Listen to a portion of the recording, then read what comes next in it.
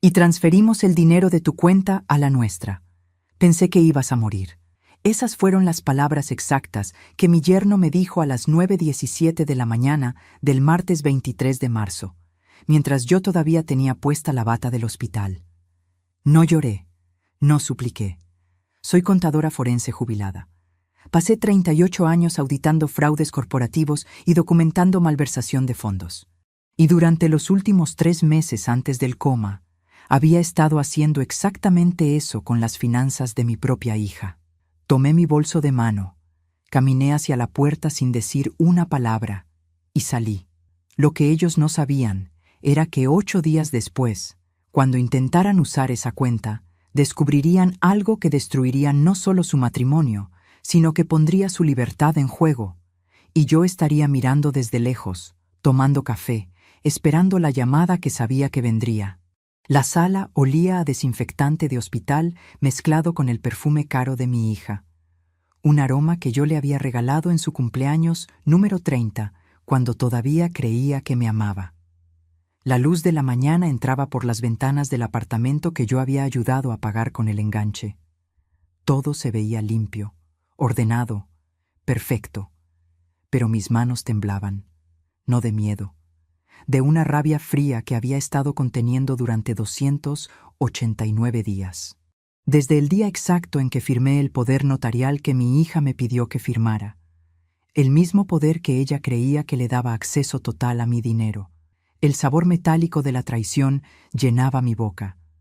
Podía escuchar el zumbido del refrigerador nuevo en la cocina.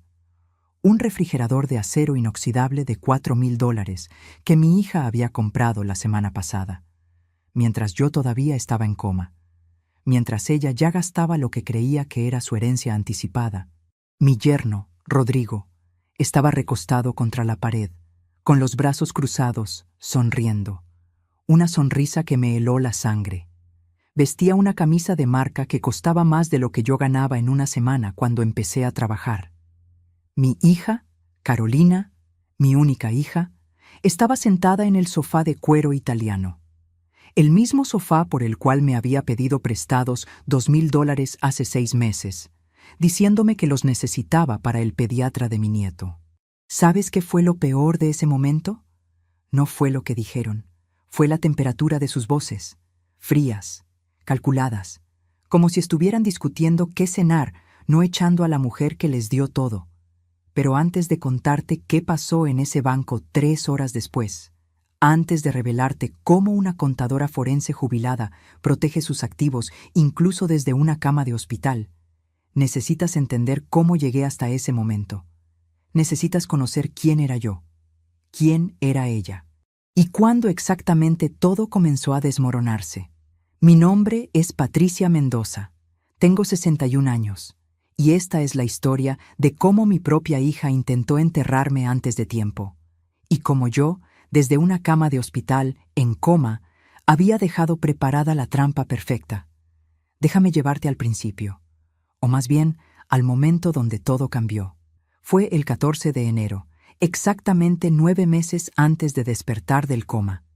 Era jueves, las 6:43 de la tarde. Lo sé porque estaba revisando mis estados de cuenta bancarios cuando Carolina tocó a mi puerta.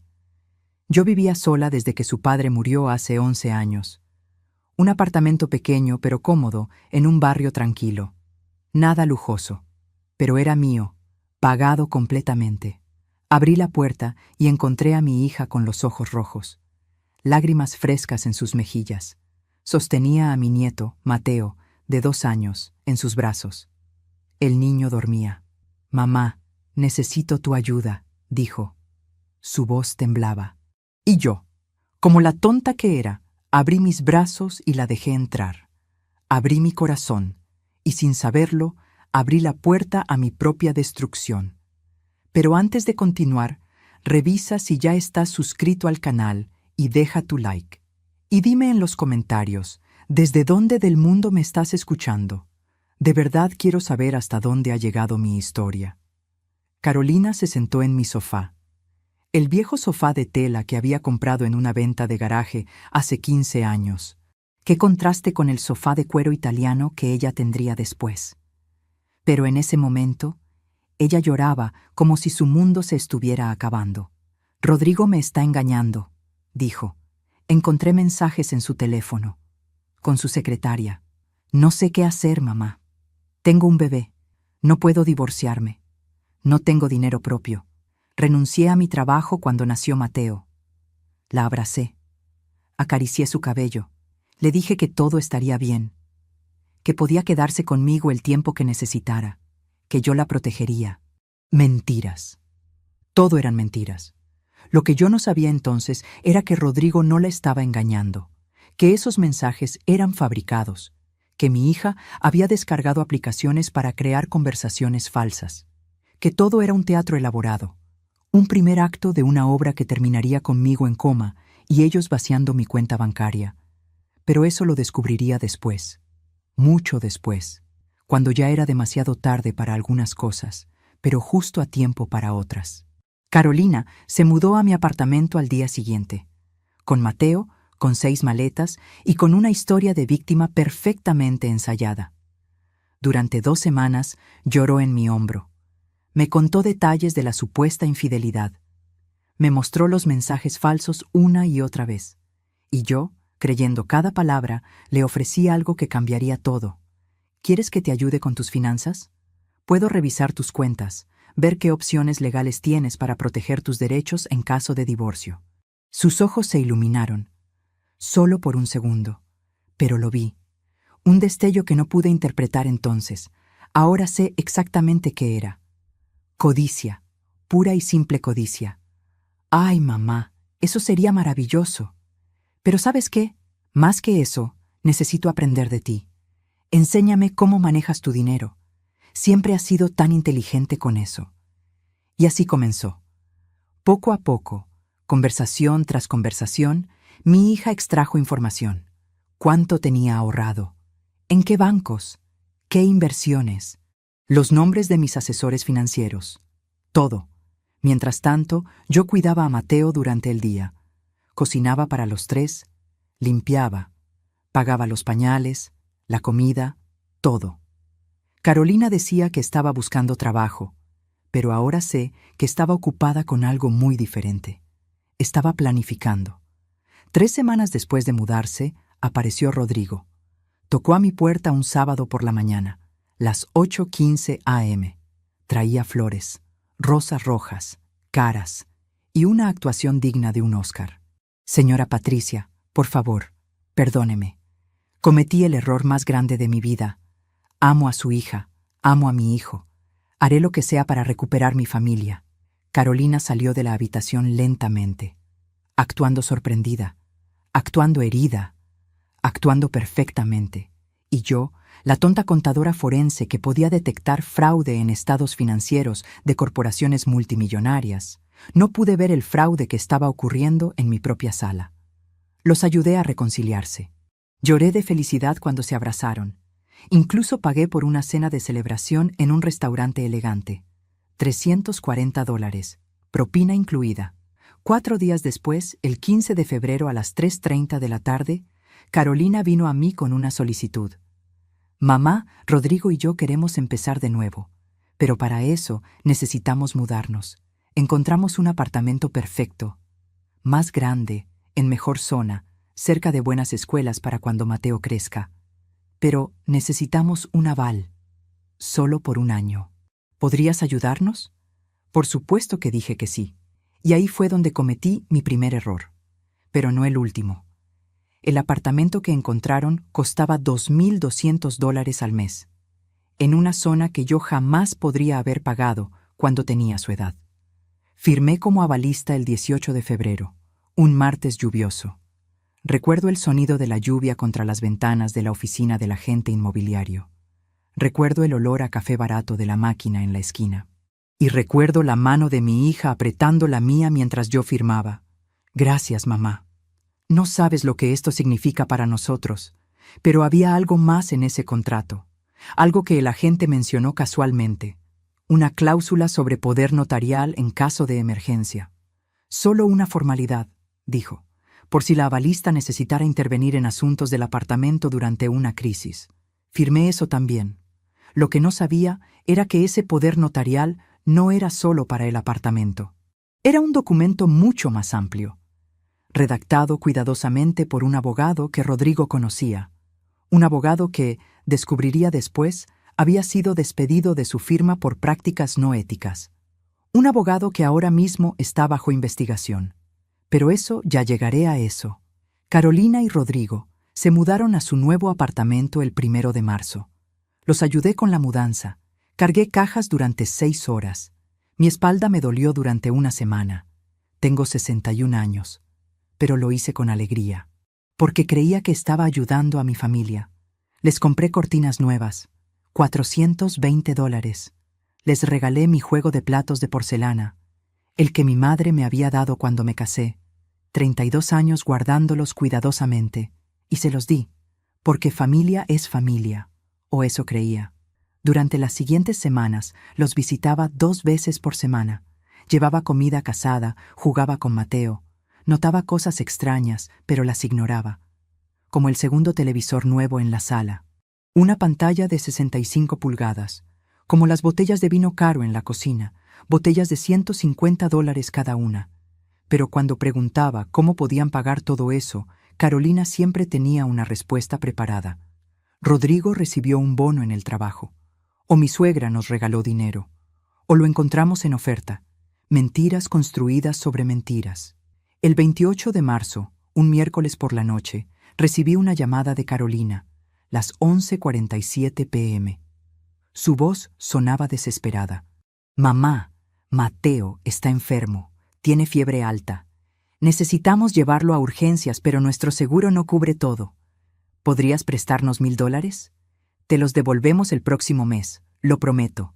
Transferí el dinero a las 11:52 p.m., 5 minutos después de la llamada.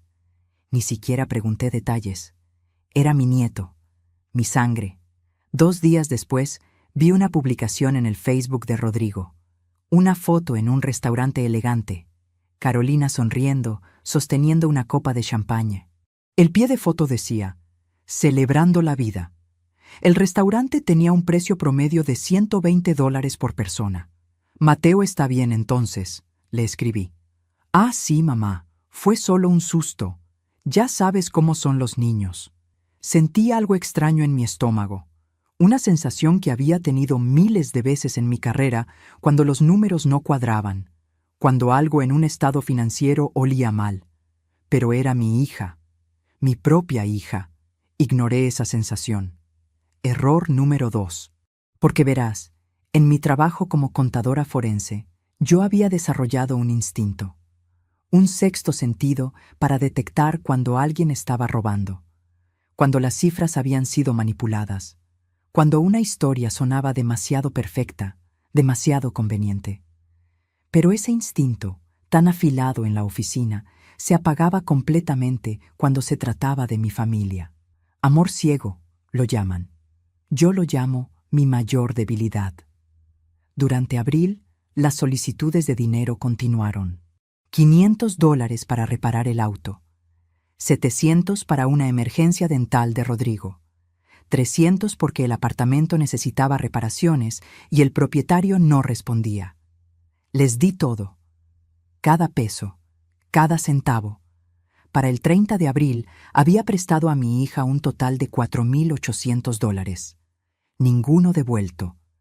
Pero ella siempre prometía que pronto, muy pronto, me pagarían todo junto. Y entonces llegó mayo, el mes que lo cambiaría todo. El 3 de mayo, un viernes por la tarde, Carolina vino a mi apartamento, sola, sin Mateo, sin Rodrigo.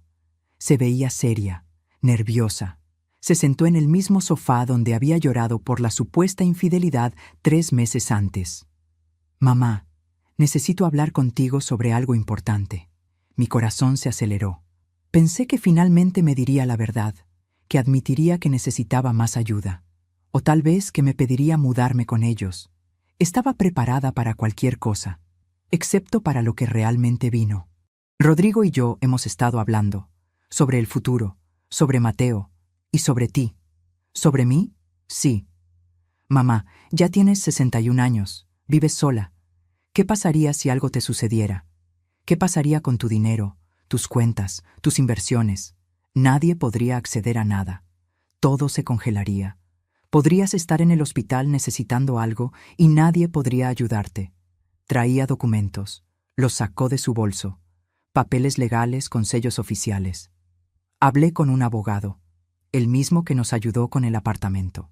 Dice que lo más responsable es que me des un poder notarial completo, solo por precaución, para que si algo te pasa, yo pueda manejar tus asuntos, pagar tus cuentas, asegurarme de que recibas el mejor cuidado. Es lo que cualquier familia responsable haría. Las palabras sonaban razonables, lógicas, llenas de preocupación filial, pero había algo en sus ojos, algo que no había visto antes en mi hija, o tal vez sí lo había visto, pero nunca había querido reconocerlo. Frialdad. No sé, Carolina. Eso es mucho poder. Tal vez podríamos hacer algo más limitado, solo para emergencias médicas. Su expresión cambió, solo por 2 segundos, pero lo vi. Un destello de irritación, de impaciencia. Luego volvió la máscara de hija preocupada. Mamá, estoy tratando de protegerte. Después de todo lo que hemos pasado juntas, ¿no confías en mí? Y ahí estaba, la pregunta perfecta, la trampa emocional perfecta. Porque si decía que no, estaba diciendo que no confiaba en mi propia hija. Estaba rechazando su amor, su preocupación.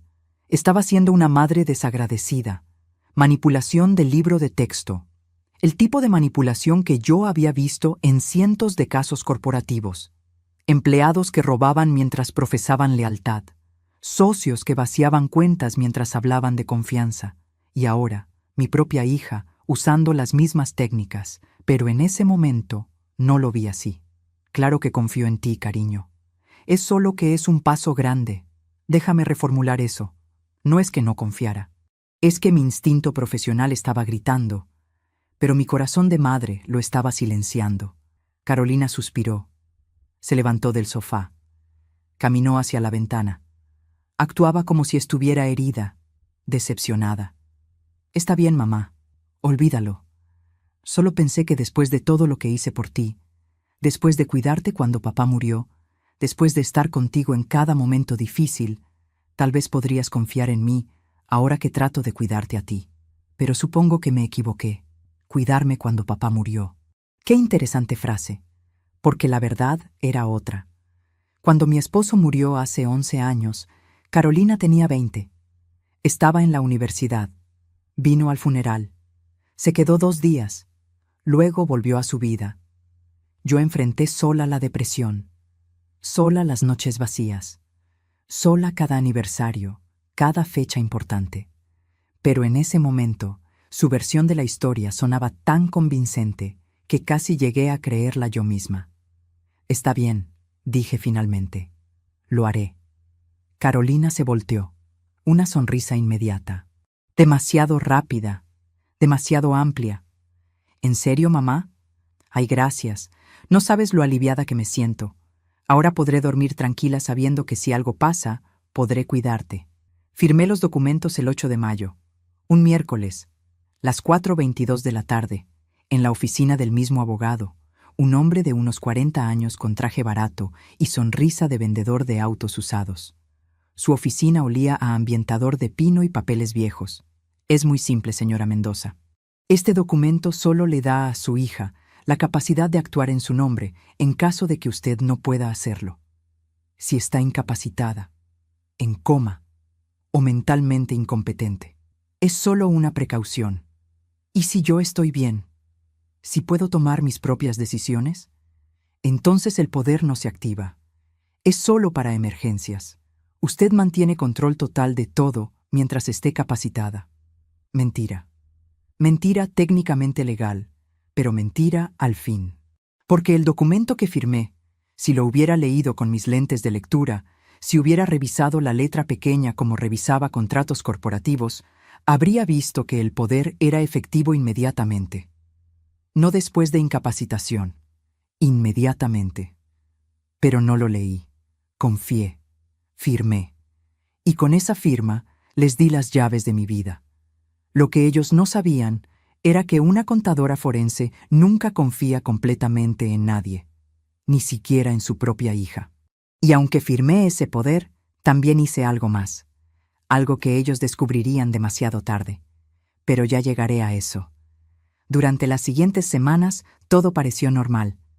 Carolina me llamaba regularmente, me visitaba, traía a Mateo, actuaba como la hija perfecta, y yo, queriendo creer, creía. Hasta el 7 de junio. Ese día todo cambió. Era sábado, las 7:15 de la mañana. Estaba preparando café cuando sentí un dolor terrible en el pecho, como si alguien estuviera apretando mi corazón con un puño de hierro. Intenté respirar, pero no podía. La cocina comenzó a dar vueltas. Los colores se hicieron brillantes, demasiado brillantes. Y entonces todo se volvió negro. Desperté casi 10 meses después. Pero lo que sucedió durante esos casi 10 meses, lo que mi hija hizo mientras yo yacía inconsciente en una cama de hospital, eso es lo que realmente importa en esta historia. El ataque cardíaco masivo me dejó en coma profundo. Eso fue lo que los doctores le dijeron a Carolina. Las probabilidades de recuperación eran del 20%, tal vez menos. Y si despertaba, probablemente tendría daño cerebral severo. Probablemente no reconocería a nadie. Probablemente pasaría el resto de mi vida en una institución. Probablemente. Esa palabra se convirtió en la justificación de mi hija para todo lo que vino después. Lo que ella no sabía era que yo podía oír. No siempre, no todo. Pero en ciertos momentos, durante esos 9 meses, mi cerebro registraba sonidos, voces, conversaciones, como grabaciones fragmentadas que se reproducían en un cerebro que no podía responder. Los doctores llaman a esto estado de conciencia mínima. Algunos pacientes lo experimentan. Están ahí, atrapados en sus propios cuerpos, escuchando el mundo exterior pero incapaces de reaccionar. Yo estuve ahí durante 289 días y escuché cosas que ninguna madre debería escuchar. La primera conversación que recuerdo fue 3 días después del ataque. El 10 de junio. No sé la hora, pero reconocí las voces. Carolina y Rodrigo hablaban junto a mi cama en la unidad de cuidados intensivos. ¿Cuánto tiempo crees que dure? La voz de Rodrigo sonaba impaciente. No lo sé. El doctor dijo que podría ser semanas, o meses, o nunca despertar. ¿Y el dinero? Tengo el poder notarial. Podemos empezar a mover cosas ahora. ¿Estás segura de que es legal? El abogado dijo que sí. Mientras ella esté incapacitada, yo tengo control total. Es lo que ella quería. Nos lo dio voluntariamente. Mentira. Yo nunca quise darles control. Quise protegerme a mí misma, pero ellos lo estaban reinterpretando, retorciendo mis intenciones. ¿Cuánto tiene? La voz de Rodrigo sonaba como un niño preguntando cuánto dulce había en un frasco. Revisé sus estados de cuenta el año pasado. Tiene al menos 200,000 en ahorros, más las inversiones.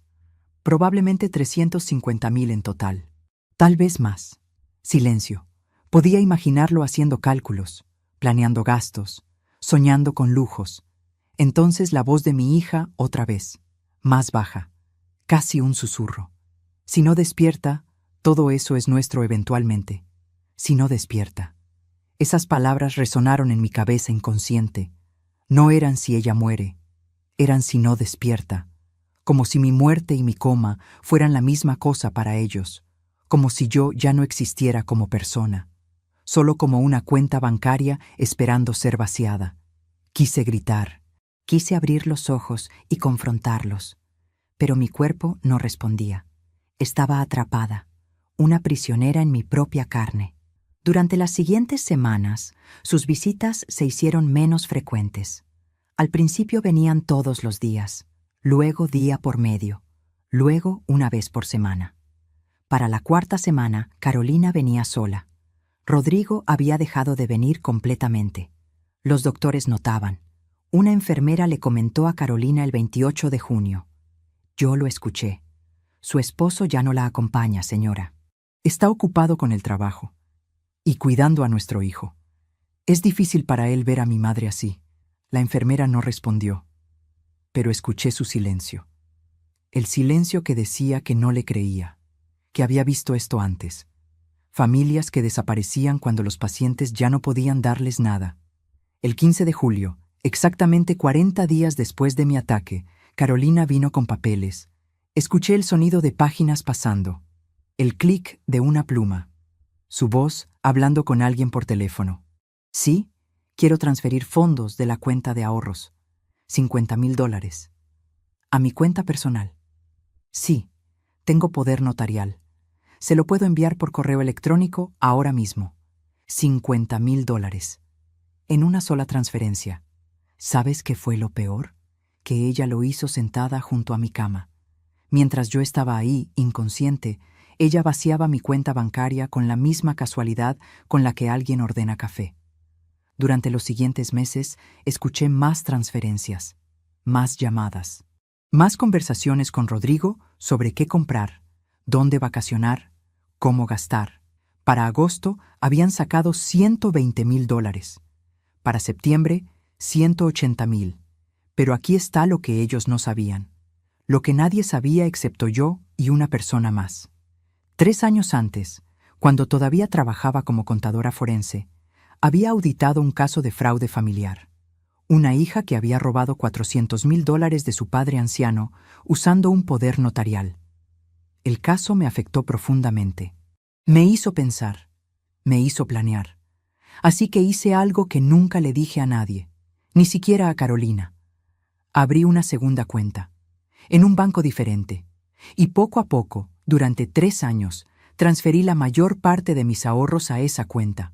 $290,000, protegidos, ocultos, en una cuenta que no aparecía en ninguno de los estados financieros que Carolina había revisado. Lo que ella estaba vaciando era mi cuenta señuelo. Una cuenta que yo mantenía con suficiente dinero para parecer real, pero que no contenía todo, ni siquiera la mitad. Porque verás, una contadora forense siempre tiene un plan de respaldo, y había algo más, algo que hice el mismo día que firmé el poder notarial, algo tan simple que ellos nunca lo consideraron. Llamé a mi mejor amiga, Beatriz.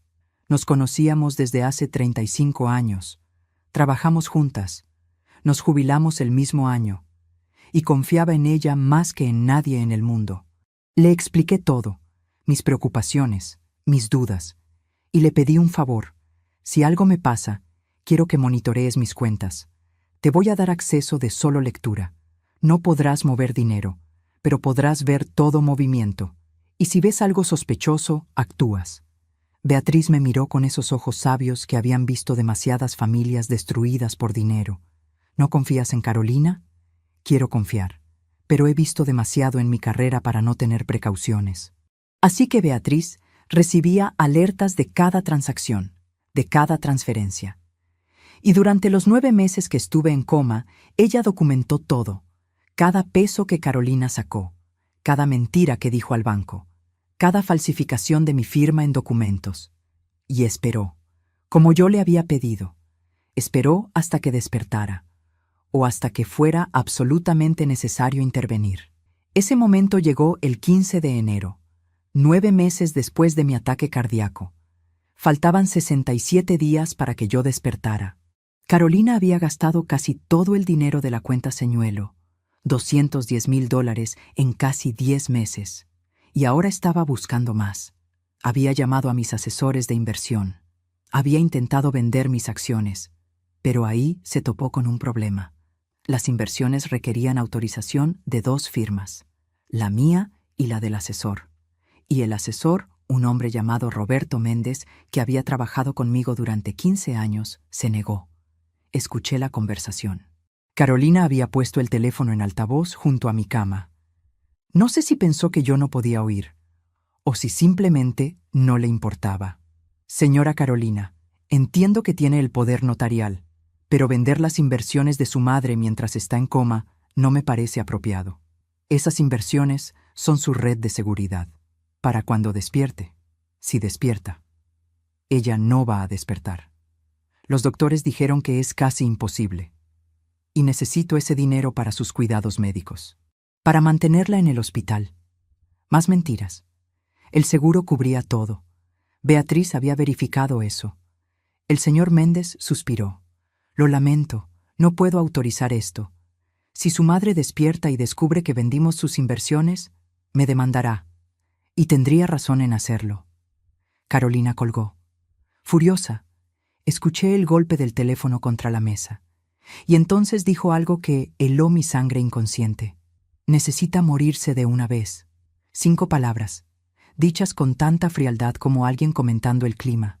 Mi propia hija, la niña que cargué durante 9 meses, que amamanté, que crié, que amé más que a mi propia vida, deseando mi muerte, no por tristeza, no por compasión ante mi sufrimiento, sino por dinero. A veces confiamos demasiado en quienes no lo merecen. ¿Tú también has sido decepcionado por alguien que amabas? Comparte tu historia en los comentarios. Quiero leerte y saber que no estoy sola en esto, pero la historia no terminaba ahí. Porque 3 semanas después, el 5 de febrero, Carolina y Rodrigo tuvieron una conversación que cambiaría todo. Estaban en mi habitación. Tarde en la noche. Las 10:47 p.m. Pensaban que nadie más escuchaba. Las enfermeras habían terminado sus rondas. El pasillo estaba vacío. ¿Cuánto nos queda? La voz de Rodrigo. 23,000 en la cuenta. Gasté el resto. ¿En casi 10 meses gastaste $200,000? Era su dinero. Ahora es nuestro. Y sí, lo gasté. En el auto nuevo, en el viaje a Cancún, en la remodelación del apartamento, en vivir bien, por una vez en nuestras vidas. No podía creerlo. Había más detalles. Un auto nuevo, un BMW, $62,000, un viaje a Cancún, resort de lujo, $12,000, remodelación del apartamento que yo había avalado, $48,000, mi dinero, el dinero que había ahorrado centavo a centavo durante 38 años de trabajo, gastado en lujos, en vanidades, mientras yo yacía en una cama de hospital. ¿Y lo que viene después? Rodrigo preguntó. Cuando se acabe todo. Entonces la voz de Carolina. Tranquila, calculadora, fría. Entonces la dejamos morir en paz. Esas palabras se repitieron en mi cabeza inconsciente durante días, semanas, como un eco que no podía silenciar, como una sentencia de muerte pronunciada por mi propia sangre. Pero algo estaba cambiando dentro de mí. En lo profundo de ese coma, en esa oscuridad donde mi mente seguía funcionando, algo se estaba transformando. El amor ciego de madre se estaba convirtiendo en otra cosa, algo más frío, más calculado, más parecido a la contadora forense que había pasado décadas cazando criminales de cuello blanco. Porque verás, yo no iba a morirles. No les daría ese gusto. El 12 de febrero, 7 días después de esa conversación, Carolina tomó una decisión que sellaría su destino. Una decisión que ella pensó que era inteligente, pero que en realidad era la pieza final de evidencia que necesitaba. Vino al hospital con papeles, los mismos papeles que el doctor le había dado semanas antes, órdenes de limitar intervenciones, instrucciones de cuidado al final de la vida. Los documentos que declaran que si mi corazón se detiene, nadie debe intentar salvarme. Escuché su conversación con el doctor, un hombre joven, demasiado joven para entender lo que realmente estaba sucediendo. Doctora, mi madre nunca habría querido vivir así, conectada a máquinas, sin conciencia, sin dignidad. Creo que es hora de respetar sus deseos y firmar estos documentos. ¿Su madre expresó esto alguna vez? ¿Tienen documentos previos donde ella indicara sus preferencias? Hablamos de esto muchas veces. Ella siempre dijo que si algo le pasaba, no quería ser una carga. No quería vivir como un vegetal. Mentira. Nunca tuvimos esa conversación. Nunca. Porque yo siempre había sido una luchadora. Toda mi vida. Y Carolina lo sabía. Pero el doctor, viendo a una hija aparentemente devota, aparentemente sufriendo, creyó cada palabra. Entiendo. Debe ser muy difícil para usted. ¿Quiere tomarse unos días para pensarlo? No. Quiero firmarlo ahora. No puedo verla sufrir más. El sonido de la pluma sobre el papel. el sonido de mi hija firmando mi sentencia de muerte. Pero había algo que ella no consideró. Las enfermeras. Las enfermeras ven todo. Y una enfermera en particular, Rosa, había estado notando cosas. Había escuchado conversaciones. Había visto las visitas cada vez más cortas. Había notado la falta de lágrimas reales en los ojos de Carolina, y Rosa, sin que Carolina lo supiera, había estado tomando notas, fechas, horas, comentarios que escuchó, porque Rosa había trabajado en cuidados intensivos durante 22 años y había desarrollado un instinto para detectar familiares que no visitaban por amor, sino por obligación, o por algo peor. Esas notas, eventualmente, llegarían a manos de Beatriz, pero eso vendría después. El 19 de febrero, 32 días antes de que yo despertara, Carolina hizo algo que aún hoy me cuesta creer. Organizó una fiesta. Lo sé porque Rodrigo publicó fotos en Facebook. Beatriz me las mostró después. Una fiesta en su apartamento. El apartamento que yo había avalado. Con comida cara, vino caro, invitados bien vestidos y un letrero que decía «Celebrando nuevos comienzos». En los comentarios, alguien preguntó «¿Cómo está tu suegra? Escuché que tuvo un ataque cardíaco». La respuesta de Rodrigo «En paz, finalmente en paz». Yo todavía estaba viva, todavía en coma, pero él ya hablaba de mí en pasado, como si ya hubiera muerto, como si mi funeral ya hubiera pasado y ellos estuvieran en el proceso de seguir adelante con mi dinero. La fiesta costó $4,000.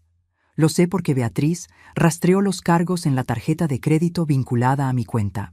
Una tarjeta que Carolina había solicitado usando el poder notarial.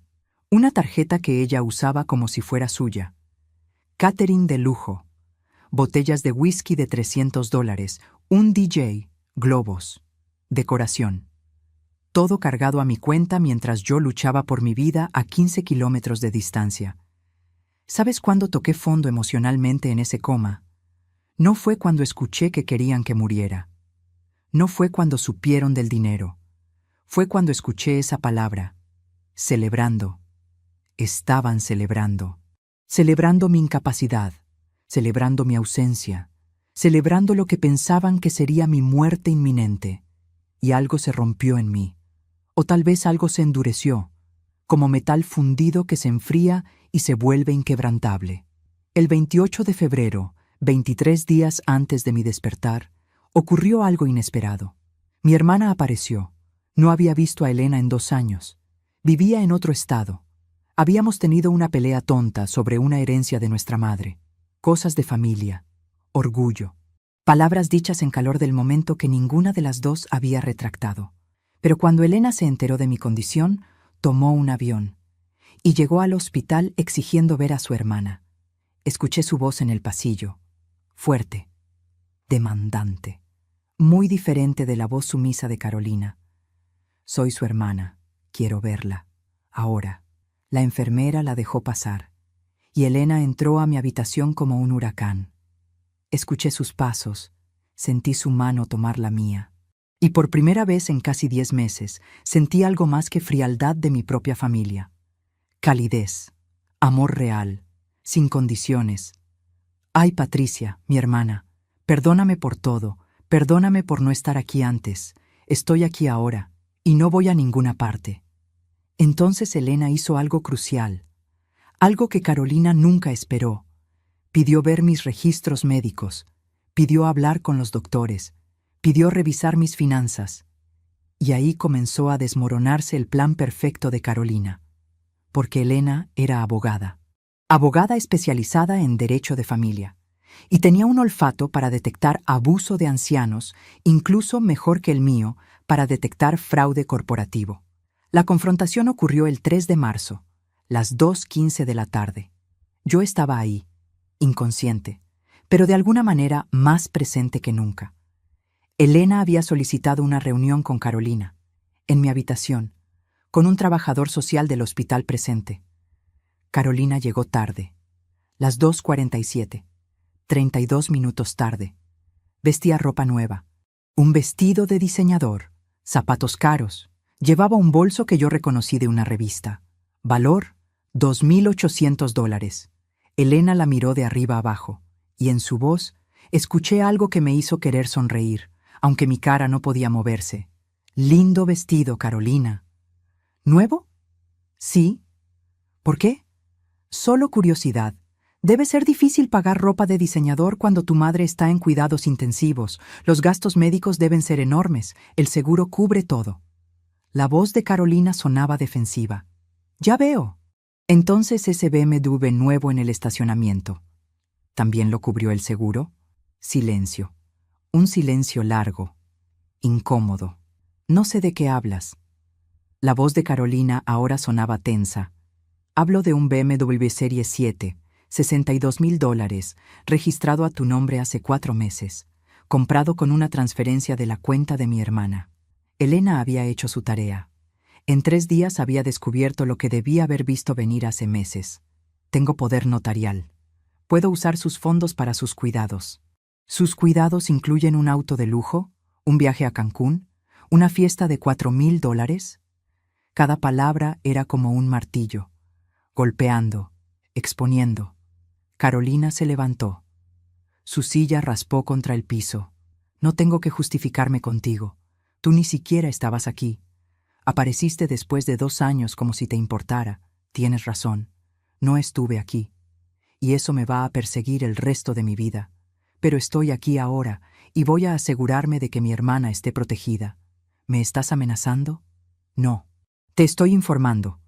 Presenté una queja ante Servicios de Protección de Adultos esta mañana. Van a investigar cada centavo que has gastado. Y si encuentran lo que yo creo que van a encontrar, no solo perderás el poder notarial, enfrentarás cargos criminales.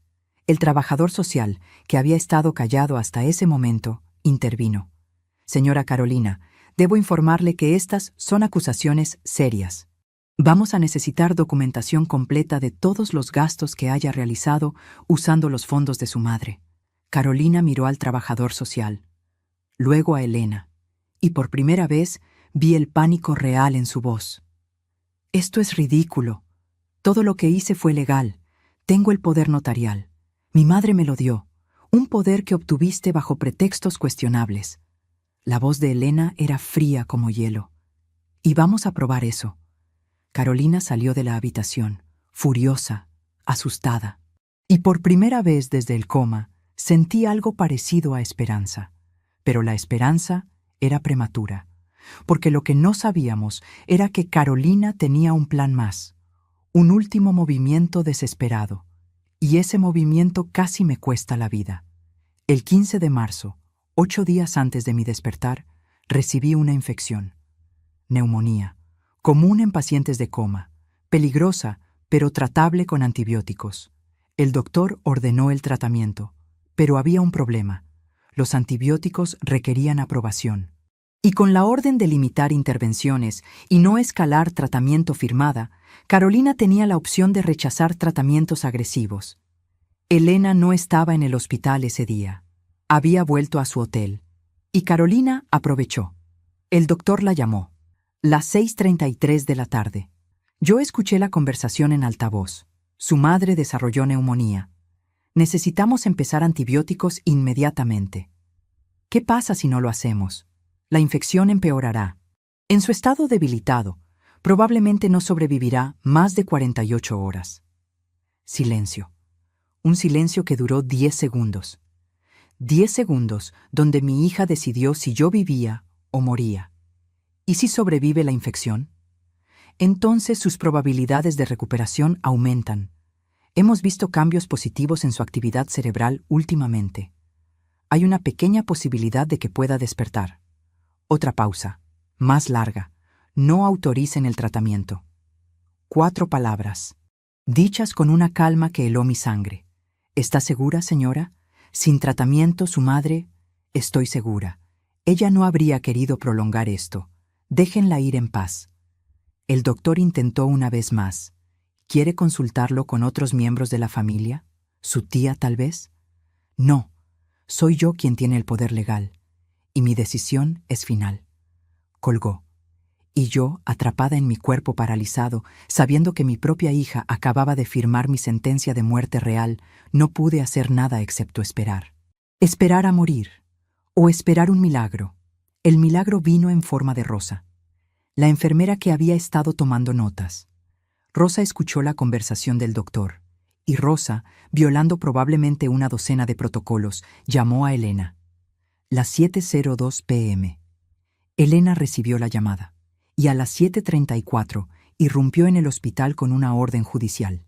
Una orden judicial temporal que removía a Carolina del poder de decisión médica mientras se investigaba el abuso. Los antibióticos comenzaron a las 8:15 p.m. Y 5 días después, el 23 de marzo a las 9:17 de la mañana, abrí los ojos. El mundo volvió a mí en fragmentos. Primero la luz, demasiado brillante, dolorosa, luego los sonidos, pitidos de máquinas, voces distantes y finalmente sensaciones. Sábanas ásperas contra mi piel, un tubo en mi garganta, dolor en todos los músculos de mi cuerpo. Abrí los ojos. Una enfermera gritó, no de miedo, de alegría, de sorpresa. Doctora, doctora, la señora Mendoza está despierta, está despierta. Durante las siguientes horas fue un torbellino. Doctores, exámenes, luces en mis ojos, preguntas que apenas podía responder porque el tubo todavía estaba en mi garganta. Pero mi mente estaba clara, sorprendentemente clara. ¿Sabe su nombre?, la doctora preguntó después de remover el tubo. Patricia, Patricia Mendoza. Mi voz sonaba como papel de lija, áspera, casi irreconocible. ¿Sabe qué año es? Lo dije correctamente. ¿Sabe dónde está? Hospital. Tuve un ataque cardíaco. La doctora sonrió. Una sonrisa enorme. Señora Mendoza, usted es un milagro médico. Estuvo en coma durante 9 meses. Sus probabilidades de despertar eran casi 0. Y aquí está, consciente, lúcida, sin daño cerebral aparente. Casi 10 meses, 289 días. Cada conversación que había escuchado, cada traición, cada mentira, todo había sido real. ¿Mi familia?, pregunté. ¿Saben que desperté? Estamos contactándolos ahora. Mentira. No los contacten todavía. Mi voz era débil pero firme. Necesito hablar con alguien primero. Elena, mi hermana Elena. La doctora dudó, pero algo en mi expresión la hizo asentir. Elena llegó a las 11:34 de la mañana. Entró corriendo, lágrimas en sus ojos, reales, no actuadas. Patricia, gracias a Dios, gracias a Dios. Me abrazó, y por primera vez en casi 10 meses sentí amor genuino. Elena, susurré en su oído mientras me abrazaba. Escuché todo. Se apartó, miró mis ojos y entendió inmediatamente. ¿Todo? ¿Todo? El dinero, las conversaciones, la orden de no reanimar, la negación de los antibióticos. Todo. Su expresión cambió de alivio a algo más oscuro, más determinado. Entonces tenemos trabajo que hacer. Durante las siguientes 2 horas, Elena me contó su versión de la historia, lo que había descubierto, la investigación de servicios de protección de adultos, las notas de Rosa, los registros bancarios que había obtenido, todo. Y yo le conté lo que había escuchado, fechas específicas, conversaciones específicas, detalles que solo alguien presente podría saber. Mientras le contaba esto, me pregunto desde dónde podrías estar escuchándome. Escribe el nombre de tu ciudad en los comentarios. Me encantaría saber hasta dónde están llegando mis palabras. Elena sacó su teléfono. Comenzó a grabar notas.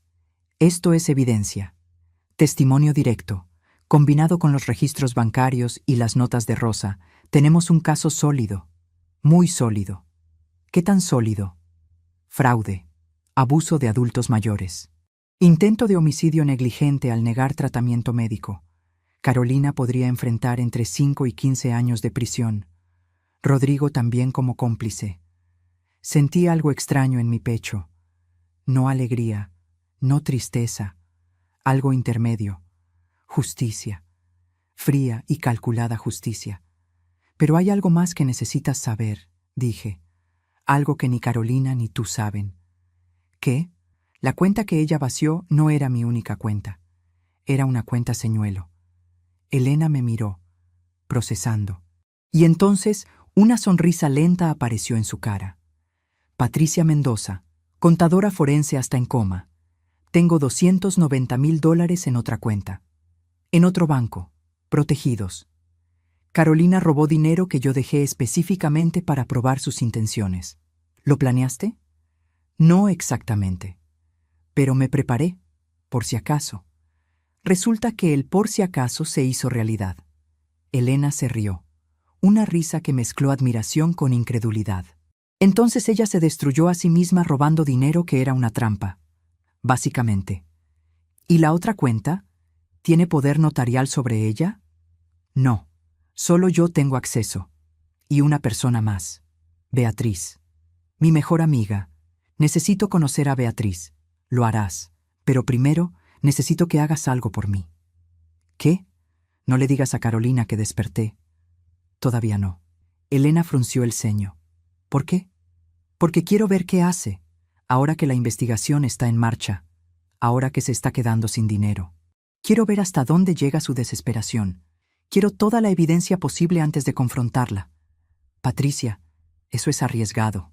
Lo sé, pero es necesario. Porque si la confronto ahora, dirá que fue un malentendido, que planeaba devolverlo, que estaba confundida. Pero si esperamos, si le damos suficiente cuerda, se ahorcará sola. Elena consideró esto. Luego asintió lentamente. Está bien, pero solo por unos días, y con condiciones. Te quedas en el hospital bajo protección, seguridad adicional. Y yo monitoreo todo. Trato hecho.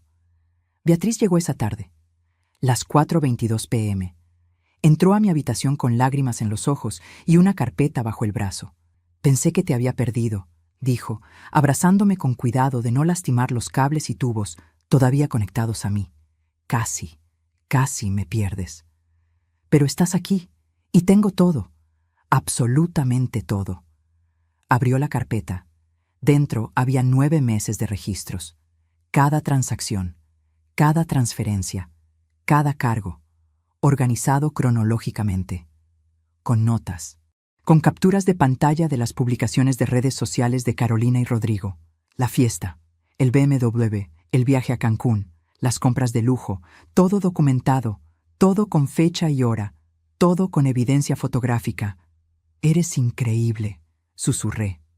No, tú eres increíble, por prepararte para esto, por confiar en mí. ¿Enviaste esto a las autoridades? Copias sí, pero los originales están aquí. Pensé que querrías verlos primero. Pasé las siguientes 3 horas revisando cada página, cada documento.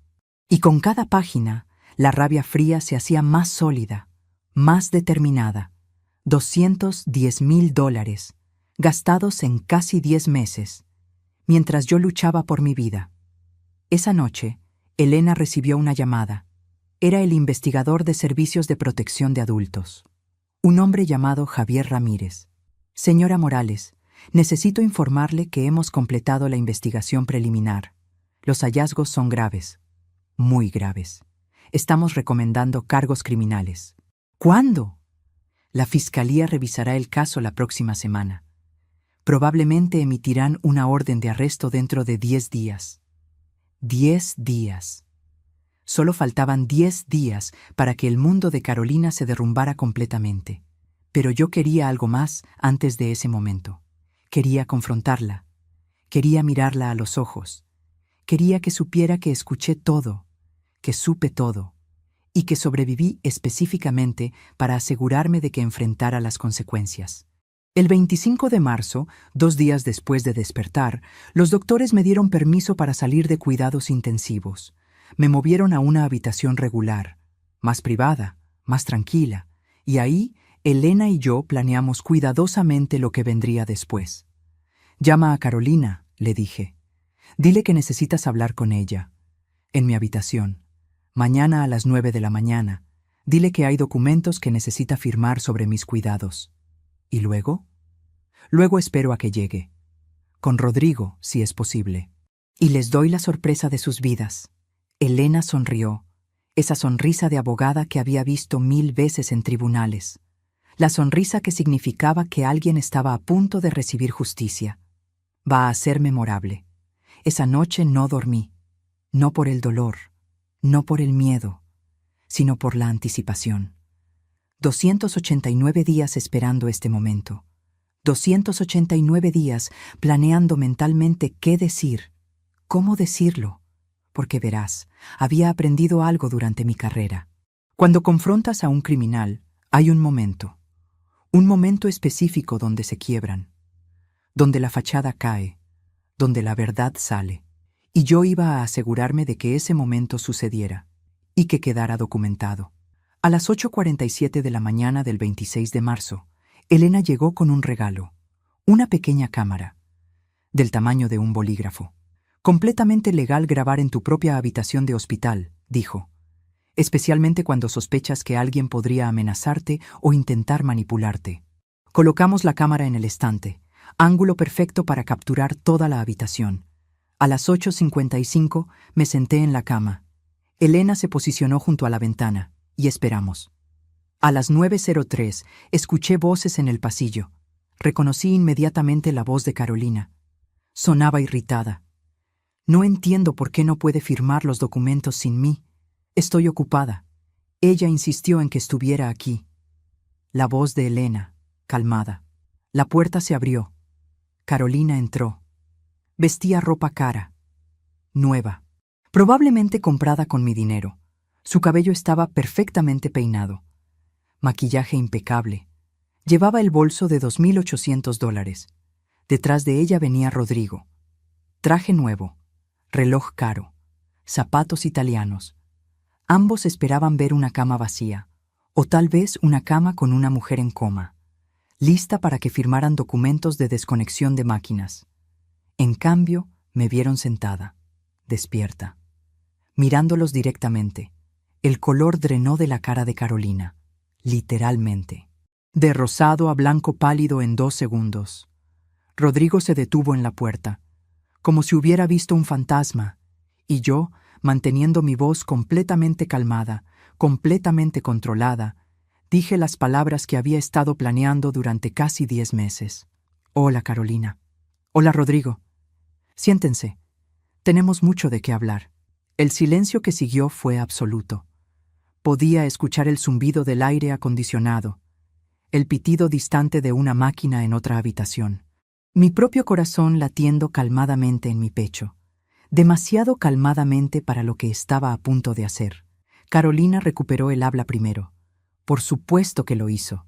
Siempre había sido rápida con las palabras, rápida con las excusas. Mamá, gracias a Dios, estás despierta. Estás bien. No sabes cuánto hemos rezado por este momento. Su voz temblaba, perfectamente calibrada para sonar emocionada, aliviada, llena de amor filial. Dio un paso hacia mi cama, los brazos extendidos como si fuera a abrazarme. Detente ahí. Mi voz era tan fría que hasta yo misma me sorprendí. No des un paso más. Se detuvo. La confusión cruzó su cara. O tal vez era una actuación de confusión. Ya no podía distinguir qué era real en ella y qué era teatro. «¿Mamá? ¿Qué pasa? ¿Por qué estás así?» «Siéntense», repetí. Ambos. Ahora. Rodrigo miró a Carolina. Carolina miró a Elena. Elena no dijo nada. Solo los observaba con esa expresión de abogada que había perfeccionado en 20 años de práctica. La expresión que decía, «Ya los atrapé, solo están cavando el hoyo más profundo». Se sentaron, en las 2 sillas junto a la ventana, lejos de mi cama, como si el espacio físico pudiera protegerlos de lo que venía. «Mamá, no entiendo. Estuvimos tan preocupados.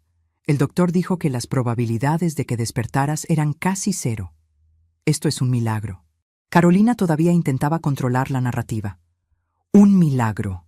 Qué palabra interesante. Mi voz seguía calmada, casi casual. ¿Sabes qué otro milagro sería, Carolina? Que me explicaras dónde están mis $210,000. El color que había vuelto a su cara desapareció otra vez. Rodrigo se puso rígido en su silla. ¿Qué? No sé de qué hablas. No. La palabra salió como un látigo. No me mientas, no más mentiras. No después de casi 10 meses escuchando cada conversación, cada plan, cada traición. ¿Escuchando? Carolina intentó reír. Sonó forzado. Mamá, estabas en coma. No podías escuchar nada. Estado de conciencia mínima. Los médicos lo llaman un estado de conciencia mínima. Los doctores lo confirmaron esta mañana. Durante todo el coma, mi cerebro registraba sonidos, voces, conversaciones, especialmente las que ocurrían junto a mi cama. Vi el pánico real ahora, cruzando la cara de ambos como una ola. Así que sí, Carolina. Escuché cuando le dijiste a Rodrigo que transferirías el dinero de mi cuenta a la tuya. Escuché cuando celebraste mi incapacidad. Escuché cuando compraste un BMW con mi dinero. Escuché cuando fuiste a Cancún mientras yo luchaba por mi vida. Escuché cuando gastaste $4,000 en una fiesta celebrando nuevos comienzos. Pausé. Dejé que cada palabra se hundiera. Y escuché cuando le dijiste al doctor que no autorizara los antibióticos. Cuando decidiste dejarme morir. Eso no es verdad. Carolina se levantó de la silla. Yo solo estaba respetando tus deseos. Tú siempre dijiste que no querías vivir conectada a máquinas. ¿Cuándo? ¿Cuándo dije eso exactamente? Dame una fecha, una hora, una conversación específica. Silencio. No puedes, porque nunca lo dije. Nunca tuvimos esa conversación. La inventaste, como inventaste la infidelidad de Rodrigo, como inventaste emergencias médicas de Mateo, como inventaste todo para manipularme. Carolina miró a Elena desesperadamente. Tía, ella está confundida. El coma le afectó el cerebro. Está mezclando memorias, imaginando cosas que no pasaron. Mi cerebro está perfectamente bien. Los doctores lo confirmaron. 0 daño cognitivo, memoria intacta. Y tengo más que memorias. Elena, ¿puedes mostrarles? Elena abrió su carpeta, la misma carpeta que Beatriz había traído, y comenzó a sacar documentos, uno por uno, como cartas en un juego de póker, excepto que cada carta era evidencia irrefutable. Transferencia del 15 de julio. $50,000 de la cuenta de tu madre a tu cuenta personal. Elena colocó el documento en la mesa entre nosotros. Transferencia del 3 de agosto. $40,000. Otro documento. Transferencia del 12 de septiembre. 35,000. Otro más. Los documentos seguían cayendo, como golpes, como sentencias. Compra de vehículo. BMW Serie 7. $62,000. Pagado con transferencia directa de la cuenta de Patricia Mendoza. Reserva de hotel. Resort Caribe Cancún. Suite presidencial. 7 noches. $12,000. ¿Sabes qué fue lo peor? Pregunté. Mi voz seguía calmada. Demasiado calmada. ¿Qué fue lo peor de escuchar cómo mi hija robaba mi dinero? No fue la cantidad, no fueron los lujos.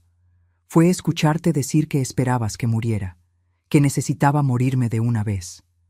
Esas fueron tus palabras exactas. El 15 de enero, las 10:47 de la noche, en esta misma habitación.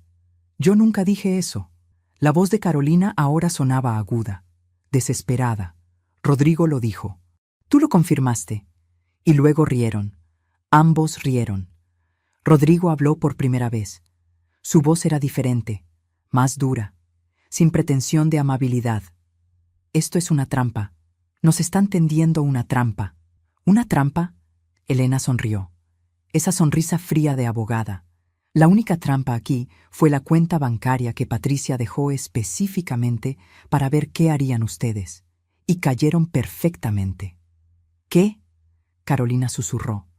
La cuenta que vaciaste no era su única cuenta. Era una cuenta señuelo. Patricia tiene otros $290,000 en una cuenta separada. Una cuenta a la que nunca tuviste acceso. Una cuenta que protegió específicamente contra lo que temía que hicieras. Vi el momento exacto en que Carolina entendió. El momento en que se dio cuenta de que había sido jugada. de que su madre, la mujer que pensó que podía manipular fácilmente, había estado 3 pasos adelante todo el tiempo. No, no puede ser. Es. Y hay más.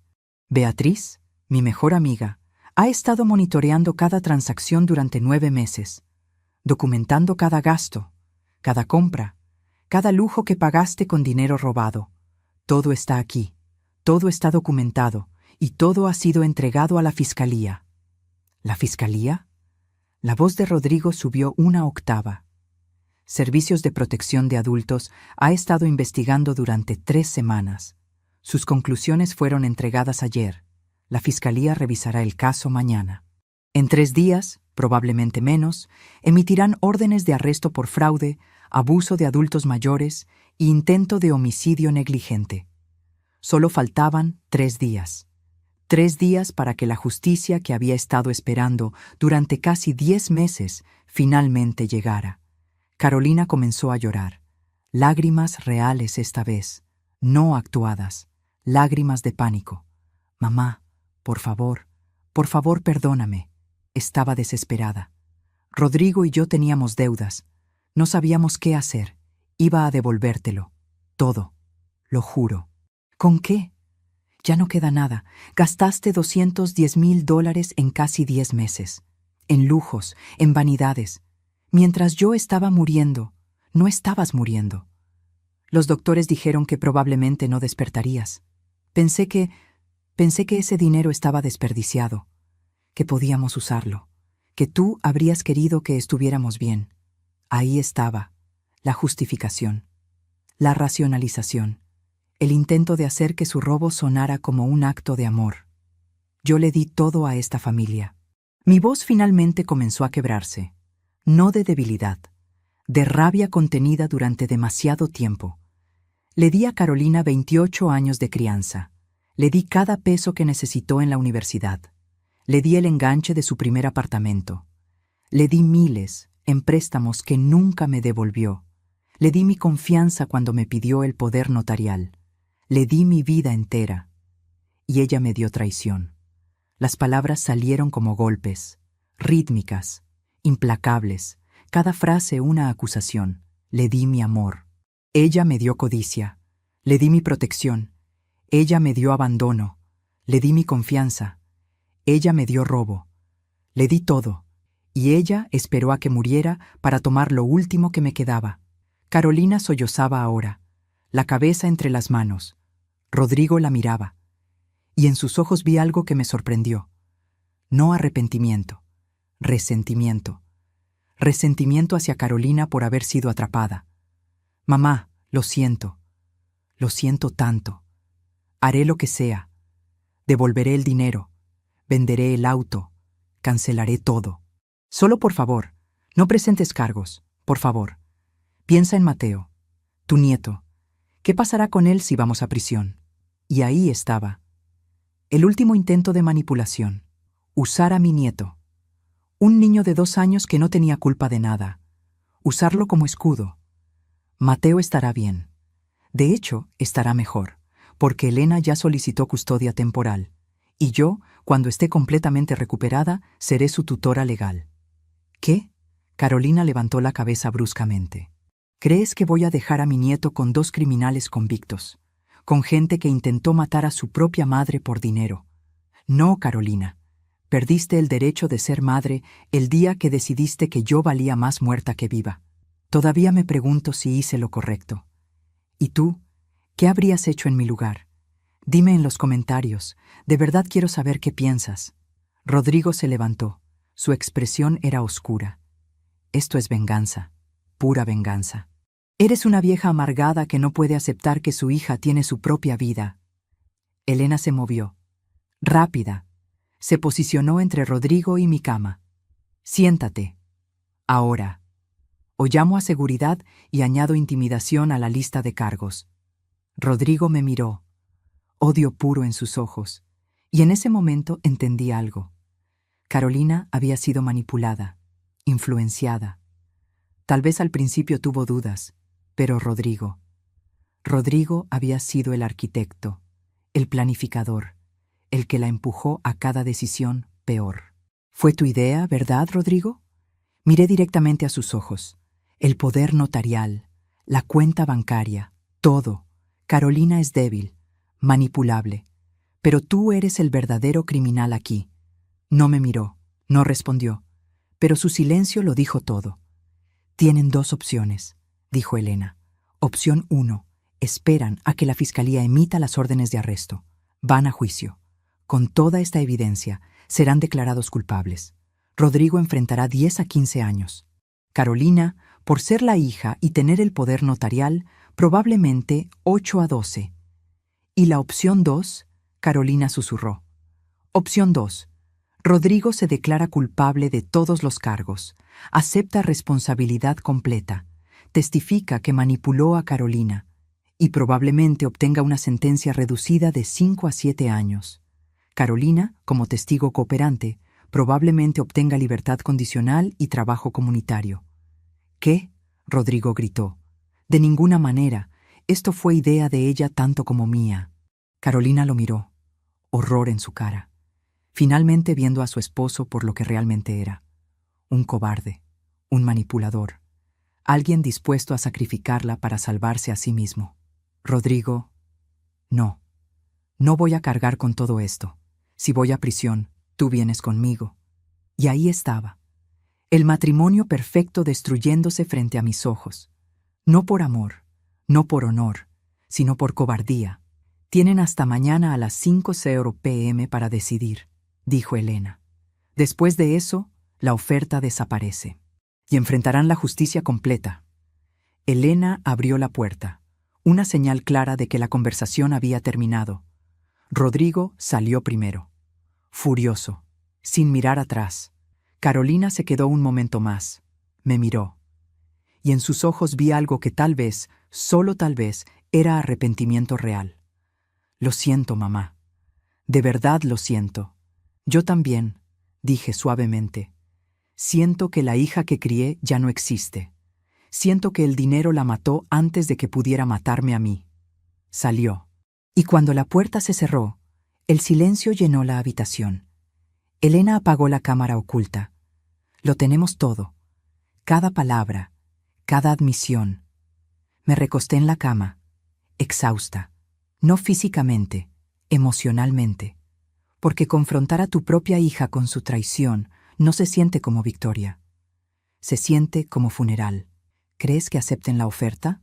Pregunté. Rodrigo no. Es demasiado arrogante. Carolina tal vez. Si finalmente encuentra el valor de hacer lo correcto por primera vez en su vida. ¿Y Mateo? Lo protegeremos. Le daremos el amor y la estabilidad que sus padres nunca pudieron darle. Crecerá sabiendo la verdad, pero también sabiendo que fue amado. Miré por la ventana. El sol estaba bajando, pintando el cielo de naranja y rojo, como fuego, como el fin de algo y el comienzo de algo más. Mañana sería el día en que mi hija decidiría su destino, el día en que la justicia, retrasada pero implacable, finalmente llegaría. Solo faltaban 24 horas. La decisión llegó a las 4:47 de la tarde del día siguiente, 13 minutos antes del límite. Elena recibió una llamada de un número que no reconoció. Puso el teléfono en altavoz para que yo pudiera escuchar. ¿Señora Morales? Era la voz de Carolina. Sonaba destrozada, como si hubiera pasado las últimas 24 horas llorando. Probablemente lo había hecho. Sí, acepto. Acepto testificar contra Rodrigo. Acepto declararme culpable de los cargos menores. Haré lo que sea necesario. ¿Y Rodrigo? Rodrigo se fue. Tomó lo que quedaba en nuestra cuenta conjunta y se fue. No sé dónde está. Dejó una nota diciendo que no iba a dejar que yo lo hundiera. Elena y yo intercambiamos miradas. Rodrigo había huido. Eso lo hacía peor para él. Mucho peor. ¿Cuánto tomó? $5,000. Todo lo que teníamos. Entonces Carolina comenzó a llorar. Un llanto profundo, roto. Perdí todo. Perdí a mi madre, mi esposo, mi hijo, mi libertad. Todo por dinero que ni siquiera tengo ya. Dios, ¿qué hice? Elena permaneció profesional. Fría. Hiciste una elección. Ahora estás enfrentando las consecuencias.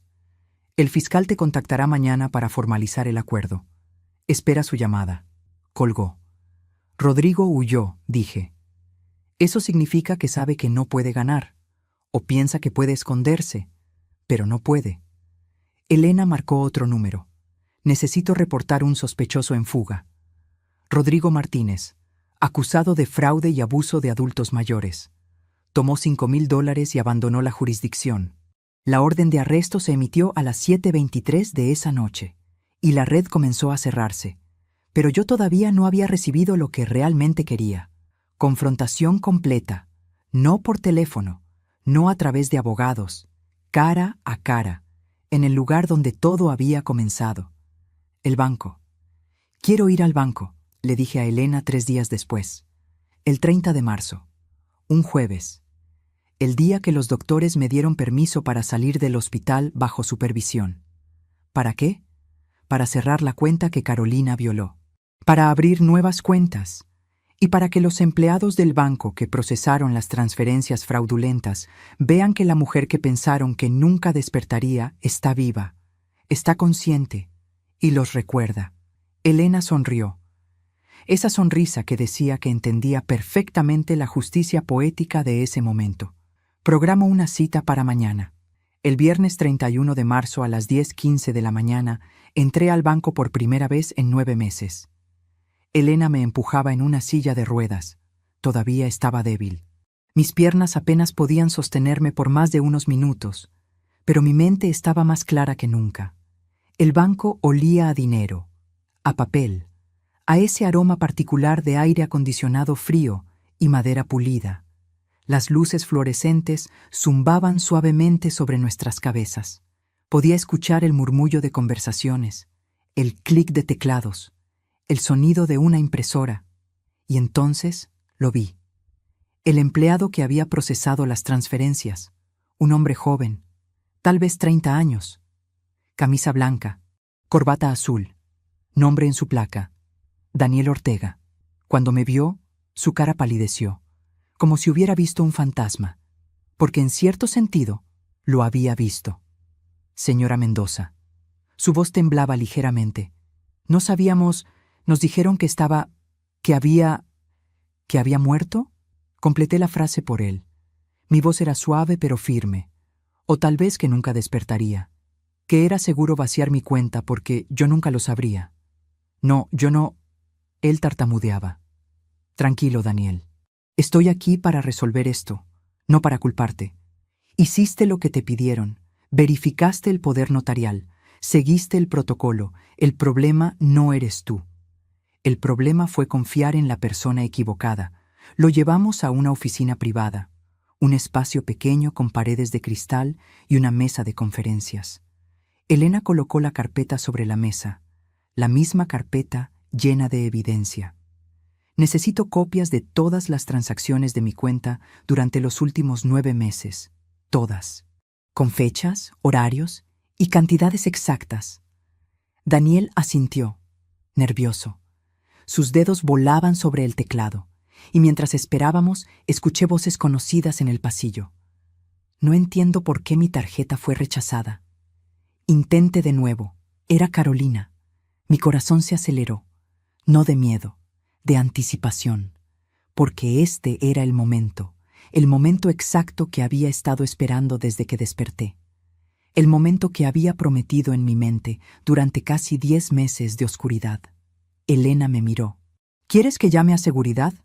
No, déjala entrar. Carolina apareció en la puerta de la oficina. Sostenía su tarjeta de débito, la tarjeta vinculada a mi cuenta. Su cara mostraba frustración, luego confusión al verme, y finalmente horror. Mamá, ¿qué haces aquí? Lo mismo que tú, aparentemente. Asuntos bancarios. Mi voz era casual, como si estuviéramos discutiendo el clima. Yo solo. Mi tarjeta no funciona. Debe ser un error del sistema. No es un error. Congelé todas las cuentas asociadas con mi nombre hace 3 días. Cualquier tarjeta que hayas solicitado usando mi información ahora está cancelada. No puedes hacer eso. Tengo el poder notarial. Tenías. Pasado. El poder notarial fue revocado legalmente hace 72 horas. Ya no tienes acceso a nada que sea mío. Ni cuentas, ni tarjetas, ni información. Nada. Vi el momento en que la realidad la golpeó, como una pared de ladrillos, invisible pero demoledora. ¿Cómo voy a pagar el apartamento, la comida, los pañales de Mateo? Tal vez deberías haber pensado en eso antes de gastar $210,000 en lujos, antes de comprar un BMW, antes de ir a Cancún, antes de celebrar mi coma con una fiesta de $4,000. Cada palabra era un golpe, preciso, calculado. Iba a devolvértelo. ¿Con qué? No tienes trabajo, no tienes ahorros, gastaste todo. Y ahora Rodrigo te abandonó con las deudas. ¿Cuánto deben en tarjetas de crédito, Carolina? ¿50,000? ¿70,000? Su silencio lo confirmó todo. El gerente del banco apareció en la puerta. Un hombre mayor con traje gris. Señora Mendoza, lamento muchísimo lo que pasó. Estamos revisando nuestros protocolos. Esto nunca debió suceder. Aprecio eso, pero también necesito que entiendan algo. Mi hija explotó un sistema que confía demasiado en documentos legales sin verificar intenciones. Quiero que este banco implemente nuevas medidas. Llamadas de verificación a clientes antes de transferencias grandes. Alertas automáticas. Algo. Lo haremos. Tiene mi palabra. Carolina seguía de pie en la puerta, paralizada, observando cómo su mundo se desintegraba frente a sus ojos. ¿Y ahora qué? Susurró finalmente. ¿Qué se supone que haga? Ahora enfrentas las consecuencias. El fiscal te contactará sobre tu declaración. Cumplirás los términos del acuerdo. Y con suerte, en algún momento de los próximos años, mientras haces trabajo comunitario y pagas restitución, aprenderás algo que debí enseñarte mejor cuando eras niña. ¿Qué? Que la familia no es algo que explotas. Es algo que honras, que proteges, que cuidas. No porque esperas herencia, no porque quieres dinero, sino porque el amor real no tiene precio. Las lágrimas corrían por sus mejillas ahora, pero yo no sentí satisfacción, no sentí victoria. Solo sentí un vacío profundo donde solía estar el amor de madre. Mateo me preguntará por ti algún día, continué. Cuando sea mayor, cuando entienda, y le diré la verdad, que su madre cometió errores terribles, pero que espero que aprenda de ellos, que sea mejor, que honre a su familia de maneras que su madre no pudo. ¿Puedo verlo?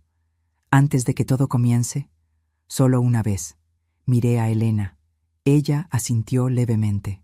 1 hora, supervisada, en mi casa cuando salga del hospital. Podrás despedirte apropiadamente. Gracias. La palabra salió como un susurro roto. Carolina se fue, y cuando desapareció por la puerta, sentí algo extraño, no alivio, no alegría, algo más complejo, tristeza mezclada con justicia, pérdida mezclada con necesidad. Porque verás, confrontar a tu hija con su traición no se siente como ganar. Se siente como enterrar una versión de ella que tal vez nunca existió, o que existió una vez y murió lentamente bajo el peso de la codicia y la manipulación. Daniel nos entregó los documentos, cada transacción impresa, 200 páginas de evidencia, de robo, de traición documentada en tinta negra sobre papel blanco. ¿Qué hará con todo esto?, preguntó. Parte irá al fiscal, parte se quedará conmigo, como recordatorio de que el amor ciego puede ser la forma más peligrosa de amor. Cerramos las cuentas viejas, abrimos nuevas, con protecciones adicionales, con alertas, con medidas que deberían haber estado ahí desde el principio. Y a las 2:34 de la tarde salimos del banco. El sol brillaba, el aire era fresco, y por primera vez en 9 meses sentí algo parecido a control sobre mi propia vida. Pero la historia todavía no había terminado, porque Rodrigo seguía en fuga, y las consecuencias legales apenas comenzaban. La llamada llegó esa noche, las 9:47 p.m. El detective Ramírez. Señora Mendoza, encontramos a Rodrigo Martínez. Intentó cruzar la frontera hacia Guatemala. Lo detuvieron en el checkpoint. está bajo custodia. ¿Cuándo será la audiencia? Pasado mañana. Domingo. El juez hizo una excepción debido a la fuga. Será una audiencia de fianza. Probablemente se la nieguen dado que ya intentó huir. ¿Y Carolina? Su audiencia es el lunes. Como testigo cooperante, probablemente obtenga libertad bajo fianza con restricciones. Tobillera electrónica. Prohibición de salir del estado. Suspensión de custodia de su hijo hasta que se resuelva el caso. Todo estaba cayendo en su lugar, como fichas de dominó, una tras otra. Inevitable, implacable. El 2 de abril, exactamente 10 días después de despertar del coma, estuve en la corte. Elena me empujaba en la silla de ruedas. Todavía no podía caminar distancias largas, pero mi voz era fuerte, mi mente clara. Rodrigo entró esposado. Vestía ropa arrugada. No se había afeitado. Sus ojos buscaron los míos a través de la sala, y cuando nuestras miradas se encontraron, no aparté la vista. Lo miré directamente, con la misma calma con la que había planeado todo esto, con la misma determinación con la que había sobrevivido 9 meses de traición. Él apartó la vista primero. El juez negó la fianza. Como esperábamos. Rodrigo permanecería en prisión hasta el juicio. Un juicio que, con toda la evidencia, probablemente terminaría en una declaración de culpabilidad y una sentencia de 8 a 12 años. Al día siguiente fue el turno de Carolina. La audiencia de Carolina fue completamente diferente. Llegó con un abogado de oficio. No podía pagar uno privado. Todo el dinero se había ido, gastado, evaporado como agua en el desierto. Vestía ropa simple, jeans, una blusa blanca que reconocí como una que yo le había regalado 3 años atrás. Su cabello estaba recogido en una cola de caballo simple, sin maquillaje, sin joyas. Parecía 10 años mayor que hace 2 semanas. Cuando entró a la sala, me buscó inmediatamente con la mirada. Y cuando nuestros ojos se encontraron, vi algo que no había visto en meses, tal vez años. Vergüenza real. Arrepentimiento real. El fiscal presentó el caso. Leyó cada cargo. Fraude, abuso de adultos mayores, uso indebido de poder notarial, falsificación de intenciones. La lista era larga, devastadora. Pero luego presentó el acuerdo. La señorita Mendoza ha acordado cooperar completamente con la Fiscalía. Testificará contra Rodrigo Martínez, identificándolo como el principal arquitecto del esquema. A cambio, la Fiscalía recomienda 3 años de libertad condicional, 1.500 horas de trabajo comunitario y restitución completa de los fondos robados. El juez, una mujer de unos 60 años con expresión severa, miró a Carolina por encima de sus lentes. ¿Entiende los términos de este acuerdo, señorita Mendoza? Sí, su señoría. La voz de Carolina era apenas audible. ¿Entiende que si viola cualquier término de la libertad condicional, enfrentará la sentencia completa de 8 a 12 años de prisión? Sí, su señoría. ¿Tiene algo que decir antes de que yo tome una decisión? Carolina se levantó. Sus manos temblaban. Miró al juez. Luego me miró a mí. Su señoría, no hay excusa para lo que hice. Ninguna. Traicioné a la mujer que me dio la vida, que me crió sola después de que mi padre muriera, que trabajó durante 38 años para darme un futuro. Y cuando ella más me necesitaba, cuando estaba luchando por su vida, yo la robé. Su voz se quebró, pero continuó. No puedo explicar cómo llegué a ese punto. Cómo permití que la codicia y la desesperación me convirtieran en alguien que no reconozco. Alguien que mi madre no crió. Dejé que mi esposo me manipulara. Dejé que las deudas me cegaran. Dejé que el miedo me convirtiera en un monstruo. Las lágrimas corrían libremente ahora, pero esas no son excusas. Son explicaciones, y ni siquiera buenas.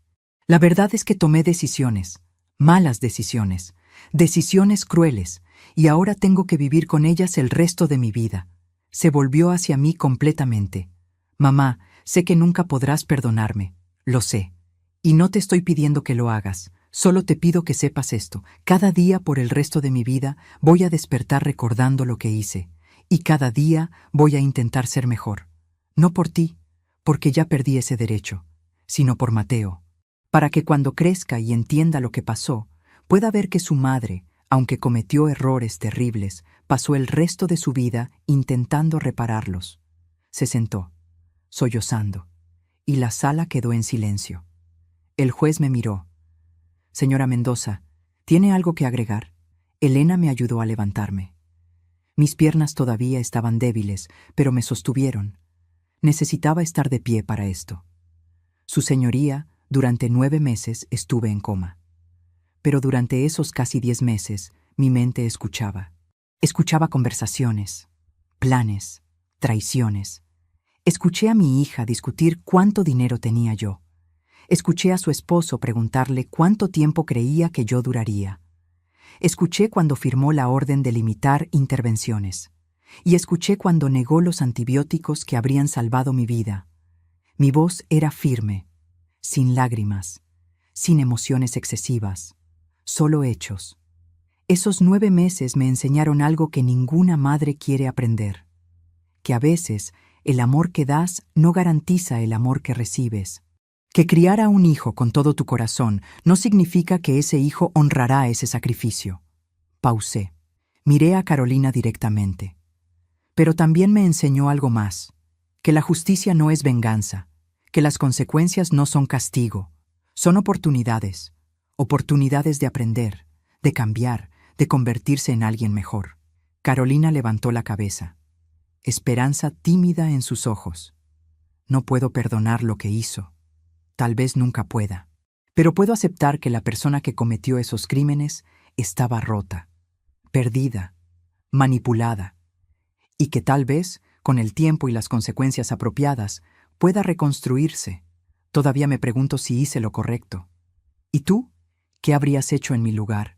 Dime en los comentarios, de verdad quiero saber qué piensas. Apoyo los términos del acuerdo, continué. No porque me haya devuelto el dinero. Ni siquiera puede. Todo se gastó. Apoyo los términos porque creo en segundas oportunidades, pero solo cuando vienen acompañadas de responsabilidad real. Me senté, exhausta. El juez asintió lentamente. Señorita Mendoza, he visto muchos casos de abuso de adultos mayores en esta corte. Demasiados. Y lo que hace que este caso sea particularmente doloroso es la relación. Hija y madre.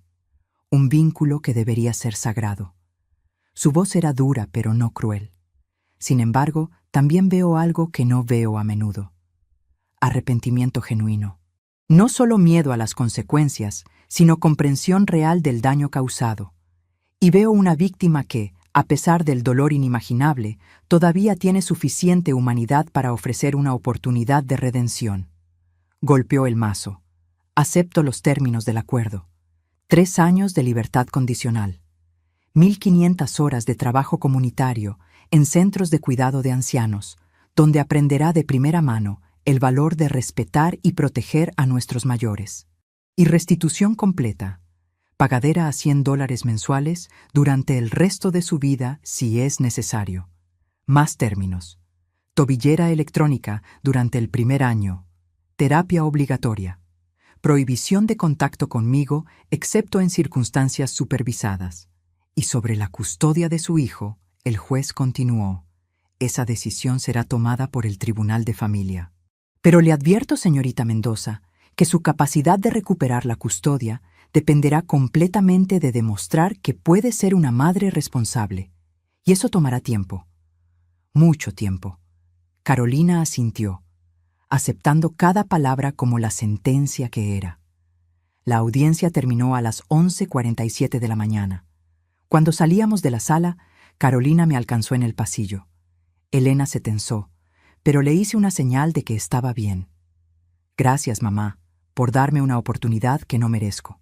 No lo hago por ti, dije suavemente. Lo hago por Mateo, para que algún día, cuando sea mayor, pueda decir que su abuela eligió la justicia sobre la venganza, que eligió darle a su madre la oportunidad de cambiar. Lo entiendo. Y Carolina, una cosa más. Sí, ese dinero. Los $210,000. No los gasté. Los desperdiciaste. Había planeado dártelos eventualmente, cuando yo muriera, como herencia, para que tú y Mateo tuvieran seguridad. Lo habrías tenido todo, sin robar, sin mentir, sin destruir nuestra relación. Lo habrías tenido con amor y bendición. Vi el momento en que entendió completamente. El momento en que se dio cuenta de que su codicia no solo había robado dinero, había robado su propia herencia. Había destruido el futuro que yo había planificado darle libremente. Lo perdiste todo tratando de tomar lo que ya era tuyo. Su cara se descompuso. Porque esa era la verdad más cruel de todas. No había necesitado robar nada. Solo necesitaba esperar, amar, honrar. Pero la codicia nunca espera. Se fue sollozando. Y yo la dejé ir. Porque algunas lecciones solo se aprenden en la soledad del arrepentimiento. 2 días después, el 5 de abril, cumplí mi promesa. Carolina vino a mi casa a las 13:00 p.m., supervisada por Elena y por un trabajador social. Traía un regalo para Mateo, un osito de peluche, barato, comprado probablemente en una tienda de descuento, tan diferente de los juguetes caros que solía comprarle con mi dinero. Mateo, ahora de casi 3 años, corrió hacia ella. ¡Mami! Mi corazón se rompió un poco viendo ese momento, porque Mateo no entendía. No sabía que esta sería probablemente la última vez que vería a su madre sin supervisión por mucho tiempo. Carolina lo abrazó, lo sostuvo como si nunca quisiera soltarlo, y lloró en su pequeño hombro. Te amo, mi amor. Te amo más que a nada en el mundo, y siento tanto no haber sido la mami que mereces. Mateo, confundido por las lágrimas, secó su cara con sus manitas. No llores, mami. Tengo que irme por un tiempo, cariño. Voy a estar trabajando mucho, pero la abuela Patricia te va a cuidar. ¿Está bien? Ella te ama mucho. Mateo me miró, sonrió, y en ese momento entendí que esto era lo correcto. Doloroso, complicado, pero correcto. Carolina pasó 1 hora con él, jugando, leyendo libros, haciendo cada momento contar, y cuando llegó el momento de irse, lo abrazó una última vez. Sé bueno para la abuela, y recuerda que mami te ama. Siempre, siempre. Se fue sin mirar atrás, porque mirar atrás habría sido insoportable. Esa noche, después de acostar a Mateo, me senté en mi sala. La misma sala donde Carolina había llorado por la supuesta infidelidad de Rodrigo. La misma sala donde había firmado el poder notarial. La misma sala donde tantas mentiras habían comenzado. Y por primera vez desde que desperté del coma, me permití llorar. No por el dinero. El dinero era solo papel. Números en una pantalla. Lloré por la hija que perdí, por la relación que nunca recuperaríamos, por los años de amor y sacrificio que terminaron en traición. Lloré por Mateo, un niño inocente que crecería sin sus padres cerca. Y lloré por mí misma, por 38 años trabajando para un futuro destruido por quien intenté proteger. Pero también lloré por liberación. Después de casi 10 meses cargando el peso de la traición en silencio, finalmente podía soltarlo. La justicia había llegado. Elena apareció en la puerta. Había estado quedándose conmigo desde que salí del hospital. ¿Estás bien? No, pero lo estaré. Se sentó junto a mí y tomó mi mano. 2 hermanas que habían perdido 2 años por orgullo tonto, reunidas por tragedia. El juicio de Rodrigo llegó 3 semanas después. Carolina testificó contando cómo Rodrigo había planificado todo, manipulándola y convenciéndola de que yo nunca despertaría. El jurado deliberó 4 horas. Veredicto unánime. Culpable de todos los cargos. Rodrigo recibió 12 años de prisión sin libertad condicional durante los primeros 8. Cuando leyeron la sentencia, me miró con odio puro. «Esto es culpa tuya», gritó. «Vieja amargada. Arruinaste todo». «No», dije calmadamente. «Tú lo arruinaste. El día que decidiste que mi vida valía menos que mi dinero». Mayo llegó con nuevos comienzos. Mateo se adaptaba bien. Carolina cumplía sus términos trabajando en un centro de ancianos, aprendiendo a valorar a los mayores que había despreciado. Nos enviaba cartas semanales. Yo guardaba cada una para cuando Mateo fuera mayor. Mi salud mejoraba lentamente. Para junio caminaba sin ayuda. Para julio cargaba a Mateo. Para agosto me sentía casi como antes. Casi, porque algunas traiciones dejan cicatrices permanentes. Un año después recibí una llamada de Carolina. Mamá, completé mi primer año de libertad condicional. Trabajando con los ancianos, entendí que tú no eras mi cuenta bancaria, eras mi madre. Y desperdicié años viendo solo lo que podías darme. No espero perdón. Pero la persona que te robó está muriendo. Estoy construyendo a alguien mejor. Espero que lo logres, dije suavemente. No por mí, por ti y por él. Y me quedé preguntándome si algún día podríamos reconstruir algo nuevo. Tal vez, o tal vez no. Pero al menos ahora había esperanza. Han pasado 3 años desde que desperté. Hoy es 23 de marzo. Estoy en mi nueva casa, más pequeña pero completamente mía. Mateo tiene 5 años y juega en el jardín. Tiene la risa de su abuelo y algo más: bondad e inocencia.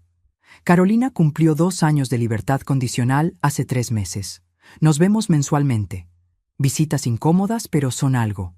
Hace 2 semanas me contó sobre un paciente que falleció solo, abandonado por sus hijos. Pensé en todas las fotos que tú tienes de mí. Me di cuenta de que estuve a punto de convertirme en esos hijos. Pero cuando tengas 92 años, yo estaré ahí, porque finalmente entendí lo que significa honrar a tu madre. Por primera vez en 3 años, sentí esperanza real. Rodrigo sigue en prisión. Me escribió pidiendo perdón hace 6 meses. No respondí. Algunas disculpas llegan demasiado tarde. Rompí la carta y dejé ir la rabia. Beatriz sigue siendo mi mejor amiga. Elena vive a 3 calles y nos hemos recuperado completamente. Mi salud está bien. Los doctores dicen que despertar de 9 meses en coma sin daño cerebral es casi imposible. Tal vez simplemente no era mi momento. Esta historia es sobre confiar demasiado, amar sin protegerte, dar todo sin guardar nada. Pero también es sobre justicia, dignidad y negarse a ser víctima. Mateo pregunta por qué su mami no vive con nosotros. Le digo la verdad. Mami cometió errores grandes, está aprendiendo. Algún día te contaré toda la historia para que aprendas que la familia es un regalo, no un derecho. Se honra con acciones, no palabras. Di todo. Recibí traición. Pero sobreviví y encontré una fuerza diferente, más sabia. La fuerza de alguien que sabe poner límites. Esta mañana recibí un mensaje de Carolina. Feliz aniversario, mamá. 3 años desde que regresaste. Gracias por quedarte. Respondí. Gracias por trabajar en cambiar. El camino es largo, pero estás caminando. No dije te amo, porque todavía no puedo. Tal vez algún día. Si mis nietos ven esto algún día, quiero que sepan. La sangre no garantiza lealtad. El sacrificio no asegura gratitud. El amor no protege contra traición. Pero la dignidad, la justicia y la preparación pueden salvarte. Protejan lo que construyen. Amen profundamente pero prudentemente. Den generosamente pero con límites. Las heridas más profundas vienen de los más cercanos. Salgo al jardín. Mateo corre hacia mí. Abuela, mira qué rápido voy.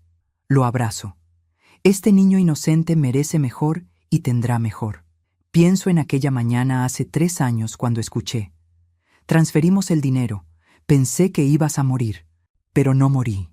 3 años después, con Mateo en mis brazos y el sol calentando mi cara, entiendo algo fundamental. Tomaron mi dinero, robaron mi confianza, traicionaron mi amor, pero no tomaron mi vida, mi dignidad, mi capacidad de reconstruir. Algunas cosas, una vez que las construyes dentro de ti, nadie puede robarlas. Esas son la verdadera herencia que le dejaré a Mateo. No dinero, sino lecciones que duran para siempre. Abuela, ¿estás llorando? Sí, mi amor, pero son lágrimas buenas. De alguien que sobrevivió y se negó a ser enterrada antes de tiempo. Por primera vez en 3 años, siento paz completa. La justicia llegó. Las consecuencias se cumplieron. Y la vida continúa. No como antes, nunca como antes. Pero continúa, y eso, después de todo, es suficiente.